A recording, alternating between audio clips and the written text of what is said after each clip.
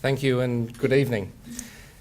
2 Mondays ago marked a major milestone in the company's history with the shareholders of Techtonic on that day voting on a number of resolutions to establish the company in preparation for development of the Phillips River project next year. One of those was the change in name to Phillips River. We were, as I said on the Monday, Techtonic Resources NL. At the moment we're kind of in limbo. We're Phillips River Mining NL, but we'll eventually end up Phillips River Mining Limited. And that explains or focuses the company on the Phillips River area, which is where our DFS project is and was announced a few months ago. The project itself involves 2 areas, Condor and Trilogy. Generates about $1 billion in revenue, but with current gold prices, it's different. And you can see the other metrics there on the project. I'll talk about those in a bit more detail when we go through and discuss some of the financials. But I also want to talk about the plan ahead. The DFS itself is interesting, but it's the strategy of the company and the larger area we have down here that I think is really exciting. So where are we? The project itself is Condor and Trilogy. Trilogy is for the first 5.5 years, and they're moving over to Condor in the latter half of the project. They're those 2 red squares you can see there. The other colours you see on that map, the greens, the greys, the purpley blues, etc., they're all our tenements as well. The different colours represent where they came from, whether they were deals with Tracker or Pioneer or various others that have holdings in the area. But the project itself, the DFS, is based on Trilogy and Condor. But as I said, that's only half the story, because we have a huge number of targets down there. With the exception of Munglanup, which is sitting out there by itself on the right-hand side, all of these targets are Condor or Trilogy style mineralisation. And I know targets is a fairly loose term, but some of those targets are very robust. For example, 3 of them already have JORC compliant resource against them. So they're significant targets, not a wish list that I came up with on a Sunday evening or something. That's the reserve upon which Trilogy and Condor are developed. The project is developed. You can see, looking at the numbers there, maybe they're a bit small, that Trilogy is predominantly an open pit operation with a small underground component. And you don't see the word Condor there, because Condor's actually made up of 3 separate projects, Flag, Harbourview and Kaolan. They're all very close to each other. You stand on one, you can see the other. And that's about 2/3 open cut, 1/3 underground. I've also cut the reserve of Trilogy in a different form, because Trilogy is a polymetallic, so it actually is useful to cut it by the feed, and you can get a greater appreciation of some of the head grades we're talking about, depending on the process, whether it's the precious metals process, a copper concentrate feed, or the lead zinc feed, and some of the grades that are associated with that. The mine locations. Trilogy is on poor quality cleared pastoral land, although I was presenting down in Ravensthorpe a few months ago and they took offence to me saying poor quality. So Trilogy is on Eden, poor quality pastoral land that we actually own as well. We own the farm. And Condor is on an area that was disturbed in the 1900s, 1920s. A lot of people don't realise this, but this area down near Condor was quite an active area in the 1900s through the 1920s with railways. It had 2 copper smelters down there. And I've heard that a lot of the shells for the bullets of World War I actually came from copper from that region. So I don't know how true that is, but it's an interesting story and I'm sticking to it. The proposed Condor mine will actually engulf a lot of the old workings down there, and there are a lot of old shafts from the 1920s and from more recent campaigns in the Condor area. Major milestones. There's only one I really want to point out here, and that is that this project actually had EPA approval in 2006. But between 2006 and now, we had the GFC.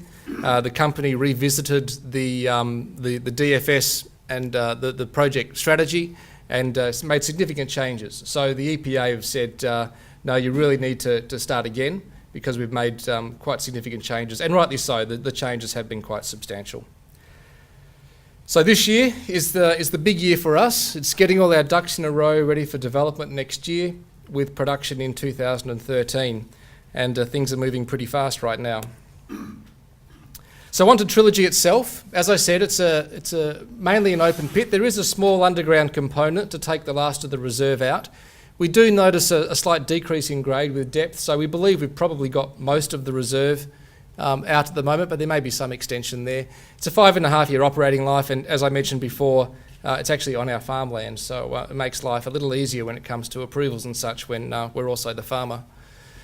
What else? The products coming out of Trilogy is gold, silver doré, copper concentrate, and a bulk lead zinc concentrate. This is also the location for the plant. It says there 1 million tonne per annum processing facility. It's a bit more detailed than that. It ranges between 800,000 tonne or 1.1 million tonne, depending on whether we're going through the oxides or the harder sulphides material. But we're also installing a 2 million tonne per annum crushing circuit. So if we do find more reserve or want to compress the timeline, we have the capacity with a double the size of the crushing circuit at the front end to develop the rest of the circuit.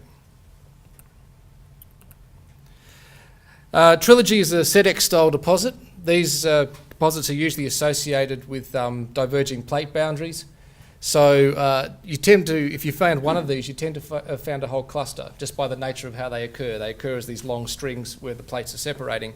Of course, they're no longer in a convenient straight line for us. They've been folded and faulted and lifted and all sorts of things. But chances are, if you found one, you've found a cluster. And that's what we're discovering now. Our focus was on Trilogy, obviously, to shore up the DFS.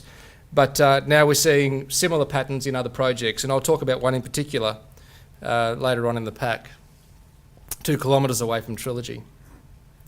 Now, Condor. Condor is near Trilogy. It's the second half of the DFS, but it's not related to Trilogy in terms of its genesis. This is more typical gold inside quartz veins inside Archean volcanics. And this doesn't have the base metal component. There is some copper, it does produce a copper concentrate, but it's predominantly a gold story coming out of Condor. This has a 4.5-year life based on current reserves, and as I said earlier, it's about 2/3 of that is open cut, 1/3 underground. However, unlike Trilogy, this remains very much open at depth. There's a lot of areas that where we see potential for further mineralisation. We don't intend to explore for that mineralisation anytime soon. We're not going to Condor for another 6 years, and it's far cheaper to explore those depth extensions from the underground workings rather than trying to do it from surface. And given bang for buck, we have other targets that could be another repeat of Condor, so it's much more rewarding to go drill those and shore up substantial more reserve rather than adding token amounts at depth to what we see at Condor already.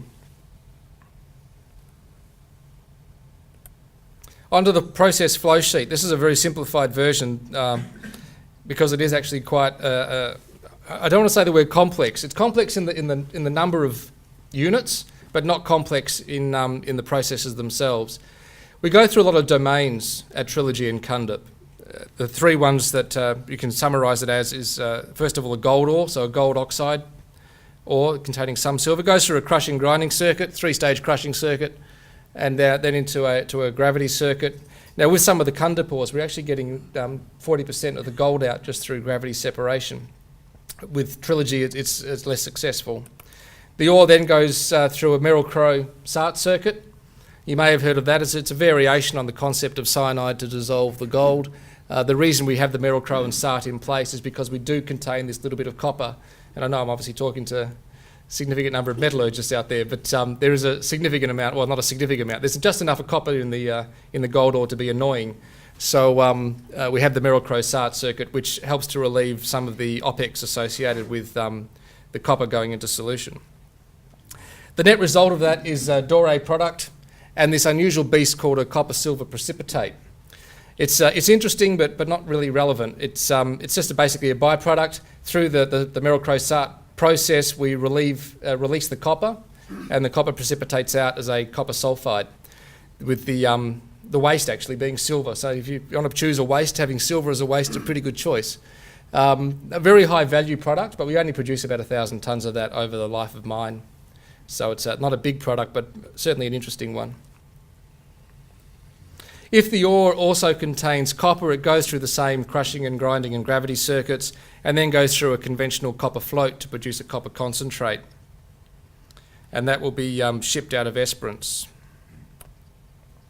If it also contains the lead and zinc component, it goes through exactly the same process, through crushing, grinding, gravity circuit, and the copper float, then the tail from the copper float is treated with dextrin, and the lead zinc component behaves as the copper did the first time round, and we take off the lead zinc component as a bulk lead zinc float. And again, that's double bagged and containerised and shipped out of Esperance.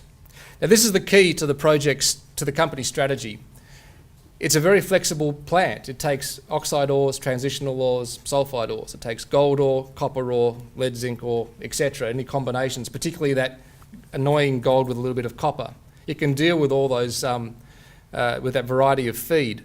Now that's important because obviously it's compatible with Trilogy and Condor, but chances are whatever we find on those other 12 targets, because this plant is so flexible, that will be compatible with this plant.